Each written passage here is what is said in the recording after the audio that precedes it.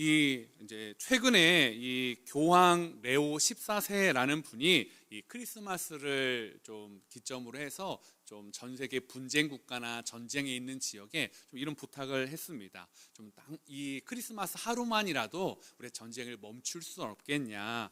그런데 최근에 얼마 바로 현지 시간 23일에 이 러시아가 우크라이나를 또 폭격하는 일이 있었습니다. 그 일로 4살 아이를 포함하여서 한 3명의 사람들이 사상자가 있었고 최소 5명이 부상을 당하고 또 그런 일들이 있었습니다. 그러면서 참 이 교황 레오 14세가 그 사안을 되게 안타까워하더라고요. 크리스마스 휴전 요청을 거절한 그 러시아에 대한 안타까움이요. 그래서 전 세계에 하루 24시간 평화가 있기를 바랍니다 라고 이렇게 인터뷰를 하는 것을 제가 보았습니다. 이 성탄절 하루에 참 이 땅에 분쟁이나 전쟁이나 다툼이나 아픔이 없어지는 것, 그것이 참 쉽지 않은 것 같습니다. 그런데 1914년 1차 세계대전이 있었던 12월 24일에는요 실제로 전쟁이 멈췄던 곳이 있었습니다. 이 영국군과 독일군이 첨예하게 마주치고 있었던 그 전선이었는데요. 그러다 보니까 워낙 그 참으로 깊하고 긴 참호에서 지리한 전쟁이 발발하고 있었는데 24일 저녁 크리스마스 이브에 독일군 참호 안에서 독일군들이 자신의 언어로 이 캐롤을, 크리스마스 캐롤을 부르기 시작한 겁니다. 그러니까 그 캐롤을 듣던 그 맞은편에 그날 오전까지도 막 포탄을 던지고 또 총알을 쐈던 그 영국 군인들이 그 캐롤을 듣고 화답한 거예요. 그러니까 갑자기 이제 전혀 분명히 오전까지만 해도 막 총이 남발하던 그런 사안이었는데 막 그 찬양이 울려 퍼지는 시간이 되었다라는 거죠. 다음날 아침에 더 드라마틱한 일이 발생합니다. 한 군인이 비무장이라는 것을 표시하면서 참호 밖으로 또 나온 거예요. 근데 사실 그 전날까지만 해도 참호 밖으로 손이나 머리나 몸 일부가 드러나면 어김없이 그냥 그 사람을 저격하는 게 일이었는데 한 명이 그렇게 나왔는데 아무도 총을 쏘지 않는 거예요. 그러더니 한 명, 2명 양측 진영의 참호에서 나와서 그 군인들이 이 가운데서 만나기 시작했습니다. 그러면서 서로 이름도 묻고요, 사진도 찍고요, 과자와 전투식량도 같이 나눠 먹고요, 심지어는 이 축구를 하는 장면이 그날 1914년 12월 25일 그 전쟁이 있는 곳에서 일어났던 일입니다. 이게 얼마나 기념할 만한 일이었는지 100년이 지난 2014년에 이 크리스마스 정전 100주년 기념으로 이 영국과 또 이 독일 축구 선수들이 축구 시합을 가졌던 것도 그런 일도 있었습니다. 이게 참 놀라운 일 아닙니까? 그래서 사람들은 이 1914년 12월 24일 저녁부터 25일에 있었던 그 날을 크리스마스의 기적이라고도 표현하는데요. 오늘날 이 교황 레오 14세는 그런 기적을 꿈꿨던 것 같아요. 그런데 그런 게 참 잘 되지는 않는다라는 것을 우리가 보게 되었습니다. 그런데요, 저는 이것을 보면서, 이러한 일들을 보면서 그러면 만약에 이 교황 레오 14세의 중재로 이 크리스마스 시즌에 전쟁이 멈췄다면 어땠을까라는 생각을 해봤어요. 그런데 여러분 생각해 보니까 그렇게 해서 전쟁이 하루 아니면 이틀, 3일을 멈췄다고 해서요, 그게 그 전투 중에 있는 사람들에게 물론 하루의 잠깐의 평안과 위로는 될 수 있겠지만 그게 진정한 평화가 되었을까요? 만약에 그 1914년에 그들이 참호 바깥에 나와서 이름도 묻고 사진도 찍고 축구도 하고 식사도 같이 했는데요, 며칠 후에 그들을 향해 또다시 총을 쏴야 되는 명령이 떨어지고요, 그들을 향해 포탄을 날려야 되는 그런 명령이 떨어졌을 때 그들의 마음은 어땠을까요? 그 불과 며칠 전에 있었던 그 평화가, 기적이 오히려 그들의 마음을 더 씁쓸하고 더 아프게 하지 않았을까요? 저는 우리의 크리스마스의 기적이요, 그냥 그런 단 하루에 예수님을 더욱 생각하고 예수님을 더욱 장식하고 빛내는 그런 크리스마스가 되지 않기를 원합니다. 트리를 설치하고 시즌이 끝나면 싹 치워버리는 것처럼 우리 마음의 크리스마스도 몇 주간 더 예수님 생각하고 몇 주간 더 이웃을 생각하고 그렇게 빛나다가 그 시즌이 지나면 다 정리해서 다 집어넣는 그런 크리스마스가 아니길 원합니다. 왜냐하면 팀 켈러 목사님이 크리스마스는 그런 게 아니다라고 말씀하셨습니다. 크리스마스는 우리가 생각하는 것보다 더 경이롭고 치명적인 거래요. 그러면서 왜 치명적이냐면요, 크리스마스를 바로 알면 기독교의 근간인 이 복음을 바로 알 수 있기 때문이다라는 거죠. 그러니까 이 크리스마스에는요, 복음의 정신이 담겨 있다라는 거죠. 크리스마스의 기적은요, 복음의 기적과 연결되어져 있다라는 것입니다. 그냥 단순히 선물을 주고받고 하루 좀 유달리 행복하고 하루 유달리 예수님 생각하고 그 다음에 일상으로 돌아가는 것이 기적이 아니라 그날의 복음의 기적이요, 복음이 어떻게 우리 가운데 왔는지를 생각하는 것이라는 것입니다. 오늘 2025년 저와 여러분의 이 크리스마스에 어떤 기적이 이루어야 되는지를 제가 몇 가지 좀 여러분과 말씀을 나눠보려고 합니다. 우리가 경험해야 되는 크리스마스의 기적, 첫 번째는요, 방향의 전환이 일어나는 삶을 살아야 한다라는 것입니다. 오늘 본문은 아버지와 어머니인 요셉과 마리아가요, 나사렛이라는 살던 동네를 떠나서 유대 땅 베들레헴으로 여행하는 일을 기록하고 있습니다.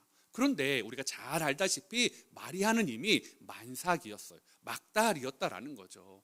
아마 우리 여성분들이요, 임신하시고 출산을 겪은 분들은 이 만삭일 때 뭔가를 움직이는 게 뭐 개인의 편차는 있지만 그리 쉽지 않은 거라는 것을 알 수가 있습니다. 그냥 잠깐 여행해도 배가 뭉치고 딱딱해지고 힘든 것들을 당연한 것 아니겠습니까? 그런데 지금 마리아와 요셉은요, 그냥 당일 코스가 아니에요.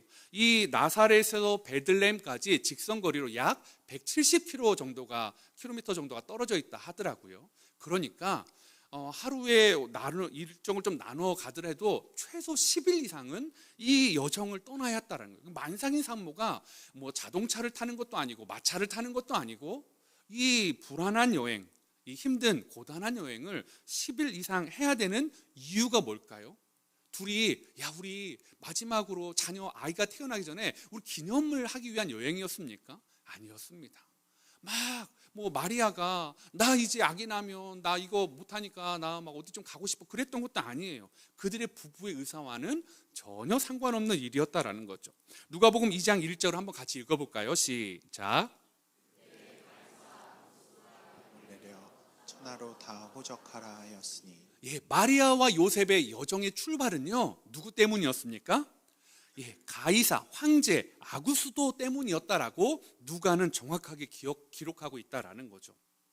이 아구스도라는 게 성경적인 표현인데요, 우리가 흔히 세상에서는 황제 아우구스투스라고 불리는 사람이요, 그리고 황제 아우구스투스가 되기 전에는 가이우스 옥타비누스, 이 옥타비아누스라는 사람이 바로 오늘 성경에서 말하는 아구스도라는 사람입니다.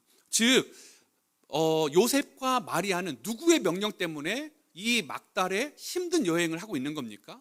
황제 아우구스투스라는 사람이요, 그 사람인데요, 이 아우구스투스는 어떤 사람이냐면 율리우스 카이사르의 양자였어요. 그리고 이 카이사르가 암살을 당한 다음에 피비린내 나는 이 내전이 로마 가운데 있었는데 그 내전에서 최후의 승자가 바로 이 아우구스투스라는 사람이었다라는 거죠. 그런데 그가 황제가 된 다음에 어떤 일을 했냐면 암살당한 자신의 양 아버지를 이 신이 되었다라고 이 신격화를 시킵니다. 근데 아버지 때문이 아니라 자신 때문이었어요. 그러면서 자신을 뭐라고 했냐면 신의 아들이다라고 이 제국 안에, 세상 안에 선포하고 있다라는 거죠. 그래서 옛날 글 중에 미리안 명문이라는 곳에 이 아우구스투스라는 사람에 대해서 이렇게 표현하고 있습니다. 그리고 이렇게 부르더라고요. 신적 아우구스투스 카이사르, 신의 아들, 땅과 바다의 지배자, 온 세계의 은인과 구주. 그러니까 이 황제 아우구스토라는 사람을 부를 때 그를 뭐라고 했냐면 신적인 사람이요, 신의 아들이요, 땅과 바다의 지배자, 온 세계의 은인과 구주로 그를 부르고 있다라는 거죠. 그가 황제가 되어서 했던 것은 신격화였습니다. 어쩌면 그는 정말 신적인 능력을 가진 사람이었을 거예요. 그가 명령하면 제국 안에서 되지 않는 일들은 없었다라는 것입니다. 그러니까요, 제국의 황제가 나라 안에서 호적해라라고 명령하면 이 변방의 작은 속국이요, 그 땅에 있는 이 시골 출신 가진 것 없는 요셉과 마리아는 당연히 그것을 따라야 되죠. 그러니까 요셉과 마리아의 삶의 이 여행은요, 황제의 명령에 의해서 이루어진 것처럼 성경은 말하고 있습니다. 마치 이 요셉과 마리아의 삶을요, 황제가 쥐락펴락하고 있는 것처럼 보여져요. 그런데 사실은 성경은 훨씬 전에 이 아우구스투스가 아니라 하나님께서 이 일을 예배하셨다라고 말씀하고 있습니다. 미가서 5장 2절입니다. 베들레헴 에브라다야, 너는 유다 족속 중에 작을지라도 이스라엘 다스릴 자가 네게서 내게로 나올 것이라. 그의 근본은 상고에 영원에 있느니라. 이렇게 말씀하고 있어요. 이미 아우구스투스라는 이 로마의 제국의 황제가 명령하기 전에 역사의 주관자이신 하나님께서 구약시대의 미가라는 선지자를 통해 내가 너희에게 메시아를 보내줄 건데 그가 베들레헴에 태어날 것이다 라고 말씀하고 있다라는 거죠. 표면적으로는 황제가 명령한 거예요. 그러나 보이지 않는 이면적에서는 누구의 명령에 따라 요셉과 마리아가 이동하는 겁니까? 하나님의 명령이다라는 거죠. 마리아가 자기가의 천사가 나타나서 예수님, 메시아가 자기를 통해 태어날 거는 얘기를 듣는 순간 어쩌면 그는 구약의 이야기들을 계속 생각했을 거예요. 묵상했을 거예요. 그러면서 이 호적에 하라는 명령이 떨어졌을 때 나 만삭인데 왜 이렇게 힘든 거 일이 있는 거야가 아니라 당연히 해야지. 내가 만삭이지만 힘들지만 하나님의 말씀이 지금 이루어지는 거구나.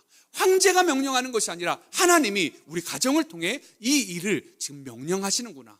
이 어려운 여정 나는 가겠다라고 이 마음을 갖고 요셉과 마리아가 출발했을 거다라는 것입니다. 사랑하는 성도 여러분, 여러분은요 우리 삶에요 인생의 주관자가 하나님이라는 걸 믿으십니까? 참 세상은요 우리에게 그것을 기억하지 못하게 하려고 합니다.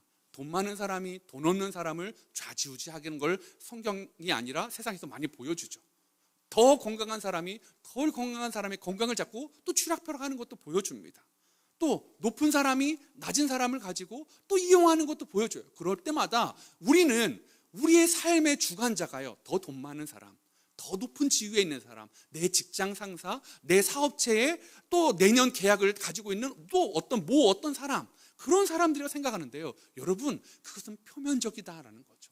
이면 안에서 숨겨지신 하나님의 주관자가 있다라는 것을 우리가 기억해야 한다라는 것입니다. 구약의 요셉을 한번 생각해 보세요. 요셉이 애굽을 가는 장사꾼에게 판 것은 누구였죠? 형들이었어요. 그러면 요셉은 형들을 원망해야 됩니다. 또 이 애굽에 팔려가서 아내의 유혹을 의심하면서도 요셉을 감옥에 보낼 수밖에 없었던 보디발이요. 그러면 보디발을 원망해야 되죠. 꿈의 해석을 받고도 자신을 기억해달라고 요청했던 술 맡은 관원장은요 요셉의 꿈대로 해석대로 나아갔음에도 불구하고 요셉을 깡그리 잊어버리는 모습을 보였다라는 거죠. 그러면 그의 기억력, 그의 참 생각해주지 않는 마음들을 원망해야 돼요. 흉년이 됐을 때 형들이 찾아왔을 때 형들의 그 모습을 보면서 저주를 품을 수 있음에도 불구하고 요셉은 그렇게 하지 않았습니다. 그는 자신을 구덩이에 던진 형들, 상인에게 판 형들, 보디발도 그의 아내도 술 맡은 관원장도 그리고 나중에 돌아왔던 형들도 원망하지 않아요. 왜 그랬을까요? 형들이 팔았고 형들이 자기를 속였고 보디발의 아내의 유혹에서 보디발이 눈 감아버렸고 술 맡은 관원 잊었지만 그에게는 글쎄요 보였던 것 같아요. 뭐가요? 자신의 삶의 주관자가 하나님이시다라는 거예요. 비록 하나님이 구덩이로 감옥으로 그렇게 몰아가셨지만 그럼에도 불구하고 요셉에게 인생의 주인, 인생의 왕은 하나님이셨다라는 것입니다. 구약의 요셉도요, 신약의 요셉도요 어떤 상황에 흔들리지 않습니다. 파라오나 로마의 황제가 주인이 아니라 하나님이 주인이심을 인정하며 살아가고 있다라는 것입니다. 저는 이것이 저와 여러분이 누리는 기적이라고 생각합니다. 세상 사람들은요 보여지는 것이 우리의 삶을 바꾼다고 이야기해요. 보여지는 것이 우리의 삶에 영향을 미친다고 생각해요. 그러나 우리는 어떻습니까? 보여지지 않는 역사의 주관자는 하나님이시다라는 것을 믿고 살아간다는 거죠. 우리의 삶은요 방향 전환이 일어난 사람들이에요. 나 중심이 아니라 하나님 중심이라고요. 창세기 1장 1절 그래서 이렇게 말합니다. 태초에 하나님이 천지를 창조하셨다고요. 하나님이 천지를 창조했던 것만으로 놀라운 기적인데요, 더 놀라운 기적은요 성경은요 나 중심인 인생을 하나님 중심 인생으로 바꿔보게 만듭니다. 왜요? 창세기 1장 1절의 주어는 하나님이시니까요. 성경의 첫 장 첫 구절의 주어는 하나님이 주인이 되시니까 여러분, 저와 여러분의 인생의 주인은 하나님이십니다. 저와 여러분의 인생을 이끌어 가시는 분은 하나님이시다라는 거죠.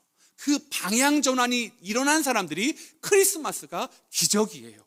왜요? 크리스마스에 잠깐 생겼다가 사라지는 정전협상이 아니라 예수님을 믿는 우리의 인생 속에서 그 하나님을 나의 구주로 믿고 지속적으로 나의 왕이신 하나님을 따라가겠습니다라는 그 고백이 일어나는 사람들은요, 기적의 삶을 살아가고 있죠. 세상에 영향받지 않으며 살아가고 있다라는 것입니다. 오늘 이번 크리스마스가요, 상황이나 나의 삶을 억압하거나 나의 삶을 쥐락펴락하는 세상의 누군가가 아니라, 세상의 상황이 아니라 우리의 삶에 여전히 보이지 않는 주인이신 하나님, 그리고 우리를 끝까지 지키시고 우리를 보호하시는 그 하나님을 신뢰하는 믿음으로 걸어가는 기적이 저와 여러분 가운데 더욱더 크게 드러나기를 소망해 봅니다. 우리가 경험해야 하는 크리스마스의 기적 두 번째는요, 말씀을 이루어가는 삶을 살아갈 때 나타난다라는 것입니다.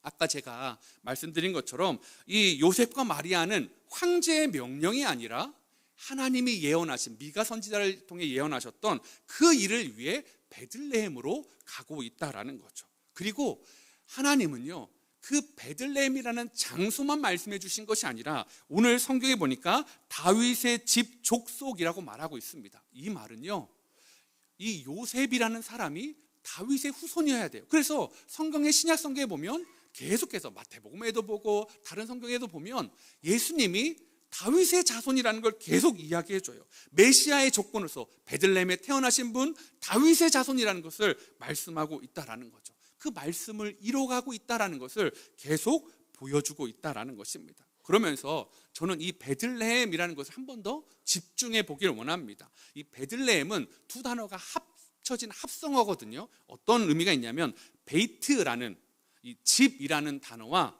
이 레헴이라는 빵을 의미하는 단어가 합쳐진 게 베들레헴이에요. 즉 집과 빵이요, 우리나라 말로 하면 빵집이에요. 그러니까 베들레헴은 빵집이다라는 거죠. 그래서 이 토미 테니 목사님은요, 자신의 책에서 이 룻기에 나오는 룻의 가문이 이 베들레헴에 살고 있었는데 기근이 들어서 그 땅을 떠나가는 것을 이렇게 표현하더라고요.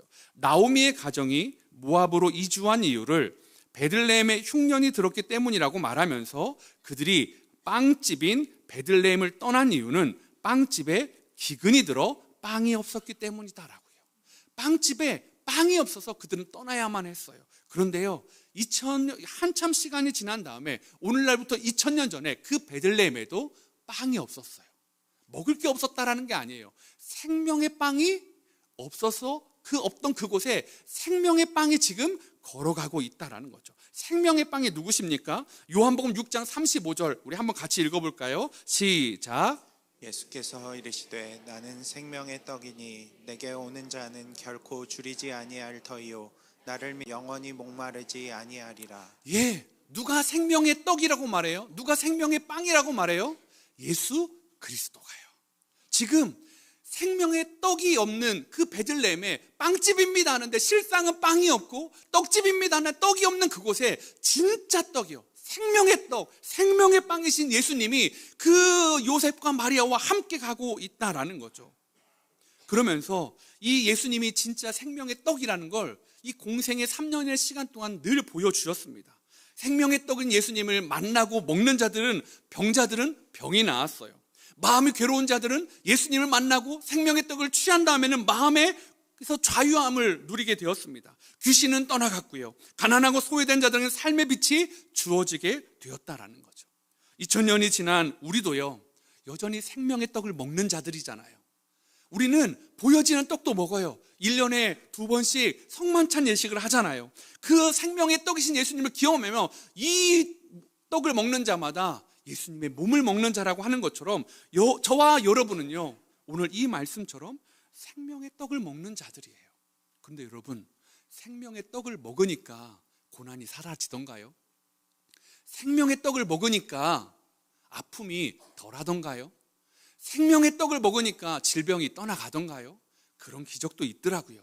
크리스마스의 기적처럼 1914년에 있던 그 전쟁이 멈추는 기적처럼 그런 드라마틱한 기적도 있어요. 그러나 생명의 떡을 먹음에도 불구하고 여전히 우리 삶에 병이, 슬픔이, 아픔이, 어려움이 떠나가지 않는 일들도 종종 있다라는 거죠. 지난 주일에 말씀드렸던 것처럼 그래서 올해가 유독 힘든 분들이 많으셨던 것 같아요. 경제적으로, 육신적으로, 또 여러 관계 가운데 참 힘든 분이 많으셨던 것 같습니다.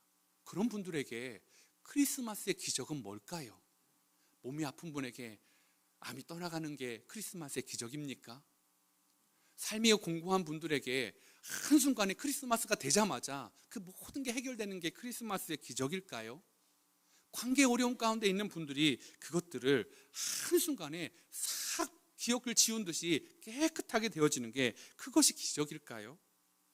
오늘 저는 그것이 꼭 크리스마스의 기적은 아니라고 보여집니다. 그렇다면 우리 대부분은 그런 기적을 못 누리고 있으니까요. 오늘 이 크리스마스에 우리가 누려야 할 기적은요, 그 고난 중에 생명의 떡이신 예수님을 먹고 견디는 거예요. 생명의 떡이신 예수님을 먹고 그 시간을 지나가는 거예요. 그게 기적이죠. 왜요? 슬픈데, 아픈데, 힘든데 예수 그리스도로 말미암아 그 시간을 버티고 소망을 품는 게 기적이다라는 것입니다. 사랑하는 성도 여러분, 오늘 저와 여러분에게요, 주님이 부탁하신 게 있어요. 생명의 떡을 먹은 저와 여러분에게 주님이 뭘 부탁하셨는지 아십니까? 사도행전 1장 8절에 오직 성령이 너희에게 임하시면 너희가 권능을 받고 예루살렘과 온 유대와 사마리아와 땅끝까지 이르러 내 증인이 되리라 하시니라. 뭘까요? 오늘 말씀으로 바꾸면 생명의 떡을 먹은 너희들아, 너희가 나의 생명의 떡을 다른 사람에게 나누어 주어라. 그래서 유대와 사마리아와 땅끝까지로 내 증인이 되어라 라고 말씀하고 계시다라는 것입니다. 여러분, 내가요 잘 되어서 크리스마스의 기적이 아니에요. 내가 힘든데, 내가 아픈데, 내가 고난이 있는데 예수 그리스도를 자랑할 수 있는 것, 그것이 크리스마스의 기적이다라는 거죠. 내 안에 생명의 떡을 가둬두는 것이 아니라 그것을 흘려보내는 게 크리스마스의 정신이다라는 것입니다. 우리가 지난주 토요일, 주일 이제 등유를 한 10가정 잘 전달해 드렸습니다. 여러분이 주신 헌금을 잘 그렇게 어려운 분들에게 전달했고요. 또 이번 주 저희가 늘 매년 했던 것처럼 우리 경화여중, 경화여고, 경화이비고의 아이들을 위해서 그냥 좀 도움이 필요한 아이들에게 장학금을 학교당 100만 원씩 여러분의 헌금해 주신 것들을 잘 전달했습니다. 그리고요, 저희가 매년 했던 것처럼 또 올해는 좀 더 금액을 더 늘려서 저희가 꿈 넘어 꿈이라는 것들을 계속 해오고 있는 것들을 아시는 분들이 계실 겁니다. 함께 그린 교회가 처음 개척할 때 분당 우리 교회로부터 인테리어 비용, 또 이 월세, 여러 가지, 또 임대료, 여러 가지 것들을 다 지원받았습니다. 심지어는 초기에는 어떻게 될지 모르니까 사역자들의 월급까지도 다 해서 꽤 많은 금액을, 몇 억이라는 돈을 저희가 이렇게 지원을 받았어요. 그럴 때 이찬수 목사님과 29개 교회 목사들이 그렇게 이야기를 했습니다. 이게 내 호주머니에 있는 것을 꺼내주는 거래 관계가 안 되면 좋겠다. 분당 우리 교회가 니네 함께 그린 교회한테 돈을 얼마 줬으니까 니네 얼마 몇 년 있다가 이거 갚아. 그러면 그것은 꿈이 아니고 거래다라고 말씀하시면서 우리가 어떻게 하기로 했냐면요, 우리가 받았던 그 금액을 분당 우리 교회한테 다시 돌려주는 게 아니다. 분당 우리는 이미 하나님의 나라를 위해서 드렸고 29개 교회가 자기가 받았던 그 금액을 시간이 되고 여건이 되면 조금씩 한국 교회를 위해서 흘려보내주자라고 그렇게 약속을 했었습니다. 그래서 올해는 저희 교회로서는 꽤 큰 금액이거든요. 5천만 원을 한국 교회를 위해서 헌금을 했습니다. 그래서 저희가 올해는 이 호남 전라도권에 한 12개 교회 정도를 선정을 했거든요. 여름에 또 29명 목사님 중에 몇몇은 가서 또 그 교회 만나보고 또 추천받은 교회 또 다 목사님들과 하고 워크숍도 하고 하면서 어떻게 도와야 될까 하면서 기준을 정해서 어떤 교회는 필요에 따라 금액을 좀 차등하고 이렇게 해서 그것들을 정했습니다. 저희가 처음에는 수도권, 작년에는 경상도권, 이번에는 전라도권을 하게 되었는데요. 여러분, 우리가 왜 그렇게 해야 되냐고요. 그 5천만 원이라는 돈, 여러분 정말 큰 돈 아닙니까? 우리 교회 재정에 너무나 큰 비중을 차지합니다. 그걸 안 하고 우리끼리 잘 먹고 잘 쓰고 우리끼리 하는데 쓰면 훨씬 좋은데 왜 그래야 될까요? 저는 그게 이 크리스마스의 정신이라고 생각이 되어집니다. 말씀을 이루어가는 삶이요, 생명의 떡을 먹은 우리가 또 우리만 생명의 떡을 가둬두는 것이 아니라 그것을 이웃교회에게 흘려보내주는 거예요. 그럴 때 참 제가 이제 내년에는요 이 일들의 결과를 여러분 좀 더 많이 나누기를 원합니다. 그걸 받았던 어떤 교회 목사님은 편지를 써주시더라고요. 목사님, 이 29개의 교회가 주셨던 그 헌금이 너무 필요한 데가 있었는데 교회가 재정적으로 어려서 못하는 상황이었는데 다 그 금액이 들어와서 그 교회가 어려운 시간들을 견디고 버티고 지나갈 수 있었다는 이야기를 통해서요, 우리가 그냥 돈을 갚아가는 것이 아니라 우리는 또 다른 교회를 위해서 사역을 하고 있다라는 거죠. 사랑하는 함께 그린 교회 성도 여러분, 우리가 계속 그러기를 원합니다. 저와 여러분의 삶이요, 그냥 계속 그렇게 내 안에 있는 것도 생명의 떡을요 나눠줄 수 있는 믿음의 삶을 살아가기를 원합니다. 그럴 때 우리 안에 채워주시는 하나님의 기적이 더욱 풍성할 줄 믿습니다. 우리가 경험해야 하는 크리스마스의 기적 세 번째는요, 낮은 곳으로 향하는 삶을 살자라는 거죠. 우리가 첫 번째는 이 아구스도라는 황제의 이름을 가지고 살펴봤고, 두 번째는 베들레헴이라는 이 떡집이라는 것을 살펴봤다면, 오늘 이 마지막 세 번째는요, 구유라는 단어를 좀 이야기해보고 싶습니다. 구유는 다른 말로 말하면 동물의 밥그릇입니다. 왜 하나님의 아들이 동물의 밥그릇으로에 담겨야만 했을까요? 다른 자리가 있을 뿐인데요, 저는 이 누가복음 2장 오늘 읽었던 7절 이후에 천사들이 누구에게 나타나냐면 목자들에게 나타나는 장면이 나옵니다. 목자들은요, 이 당시의 목자들은요 굉장히 사회에서 비천한 신분들이었어요. 낮은 자들이었어요. 그냥 어떤 중산층도 아니고 매우 천한 사람들이었어요. 근데 천사들이 이 목자들에게 나타나요. 동방박사와 목자들에게 나타났는데, 목자들이 나타나서 아기 예수님을 경배하라고 했는데 그분이 다른 집안에 태어나셨다고 하자고요. 아니면 왕궁에 태어났다고 했다면 아마 그들은 예수님을 경배하지 못했을 거예요. 목자와 구유는 너무나 잘 매칭되지 않습니까? 그들이 잘 아는 곳, 그들이 잘 볼 수 있는 곳, 그리고 많은 인구들이 들어왔는데 그 안에서 누가 메시아인지를 정확히 알 수 있는 구유에 누인 아이, 우리가 들어갈 수 있는 곳에 목자들에게 복음의 소식이 전해졌다라는 거죠. 가장 낮은 곳으로 그 예수님이 오심으로 인해서 그 당시에 비천한 신분인 목자들까지도 예수님을 만날 수 있는 길이 열려졌다라는 것입니다. 여러분, 이 크리스마스는요 낮아짐이에요. 예수님은요 태어날 때도 구유였고요, 삶도요 왕궁이나 고관 대작이나 종교 지도자가 아니라 늘 죄인들이요, 늘 힘없는 사람들이요, 아픈 사람들이요, 병자들, 그런 낮아짐과의 삶, 그들과 생활하셨습니다. 죽을 때는 어떠셨죠? 가장 낮은 곳 십자가예요. 태어남도 삶도 죽음도 가장 낮은 곳에서 이 땅에 오신 분이 예수님이었습니다. 여러분은 이런 예수님을 닮아가고 싶으십니까? 별로 아니시잖아요. 우리의 기도가 뭐예요? 우리의 기도는 내가 높아져서 돕겠다라는 거예요. 내가 돈이 많아져서 가난한 사람을 돕겠습니다. 내가 건강 주시면 내가 약한 사람 돕겠습니다. 내가 더 풍요해지면 덜 풍요한 사람을 돕겠습니다. 맞아요. 그렇게 하시면 돼요. 그런데요, 크리스마스의 기적은 그게 아니에요. 그러면 예수님은 이 땅에 오실 이유가 없죠. 하나님에서 보좌에서 도우면 되는데요, 왜 이 땅에 오셨을까요?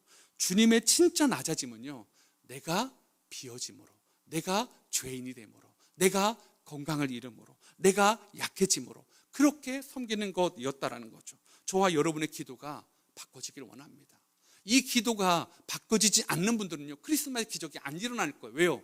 내 몸이 안 나으니까요. 내가 경제적으로 부유해지지 않으니까요. 내 관계가 풀어지지 않으니까 크리스마스의 기적은 늘 없다고 말하는 거예요.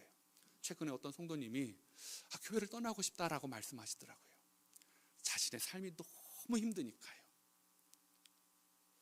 자신의 삶이 너무 힘든데 나는 이제 예수님을 믿어서 어떻게 열심히 내보려고 하는데 믿었는데도 별반 다른 게 없는 거. 아니, 더 힘든 거예요. 사람들의 말, 시선도 싫어요. 소망을 주는 말도 처음에는 막 그랬는데 여전히 계속 반복되는 실패 앞에, 거절 앞에, 상황 앞에 이게 무슨 소용이 있냐라는 그 절박한 마음 가운데 교회를 떠나고 싶다는 말씀을 하는데요. 여러분, 그분한테 제가 뭐라고 말씀을 드려야 될까요? 곧 잘 될 거라고, 곧 나아질 거라고, 곧 그 어려운 일이 풀릴 거라고. 모르겠습니다. 하나님이 저한테 그렇게 말 들려주지 않으니까요. 그런데 여러분, 오늘 크리스마스의 기적은 뭡니까? 내가 아파도 주님을 자랑할 수 있고 주님을 사랑할 수 있는 것. 내가 비천하지만, 사회에서 외면당했지만, 그럼에도 불구하고 예수님을 경배하고 그분과 함께 살아갈 수 있는 것, 그것을 오늘 크리스마스의 기적이다라고 말하고 있습니다. 그래서요, 히브리서 11장 36절 38절은 이렇게 말합니다.